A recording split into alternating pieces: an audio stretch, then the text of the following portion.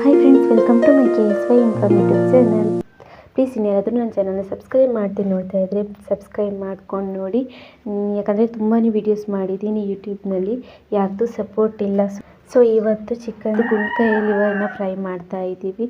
ಇದಂತೂ ತುಂಬಾ ಟೇಸ್ಟಿಯಾಗಿರುತ್ತೆ, ಮಾಡೋದು ಕೂಡ ಸುಲಭವಾಗಿರುತ್ತೆ. ಬನ್ನಿ ಯಾವ ರೀತಿ ಮಾಡೋದು ಅಂತ ನೋಡೋಣ. ಒಂದು ಬಾಣಲೆಗೆ 2-3 ಸ್ಪೂನ್ ಆಗುವಷ್ಟು ತೆಂಗಿನೆಣ್ಣೆನ ಹಾಕ್ಕೊಳ್ಳಿ. ಅದಕ್ಕೆ ಸ್ವಲ್ಪ ಸೋಂಪು, ಹಾಗೆ ಒಂದು ದೊಡ್ಡ ಗಾತ್ರದ ಈರುಳ್ಳಿ 2 ತಗೊಳ್ಳಿ, ಸಣ್ಣ ಸಣ್ಣದಾಗಿ ಕಟ್ ಮಾಡಿಬಿಟ್ಟು ಹಾಕ್ಕೊಳ್ಳಿ.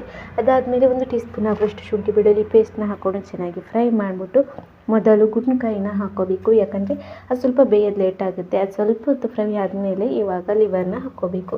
ಲಿವರ್ನ ಹಾಕ್ಕೊಂಡು ಚೆನ್ನಾಗಿ ಫ್ರೈ ಮಾಡಬೇಕು. ರುಚಿಗೆ ಎಷ್ಟು ಬೇಕಾಗುತ್ತೆ ನೋಡಿ ಅಷ್ಟು ಉಪ್ಪನ್ನ ಹಾಕ್ಬಿಟ್ಟು ಚೆನ್ನಾಗಿ ಫ್ರೈ ಮಾಡ್ಕೋಬೇಕು. ಚೆನ್ನಾಗಿ ಫ್ರೈ ಮಾಡಿದ ಮೇಲೆ ಇವಾಗ ಇದಕ್ಕೆ ಒಂದು ಅರ್ಧ ಲೋಟ ಆಗುವಷ್ಟು ನೀರನ್ನ ಹಾಕ್ಕೊಳ್ಳಿ.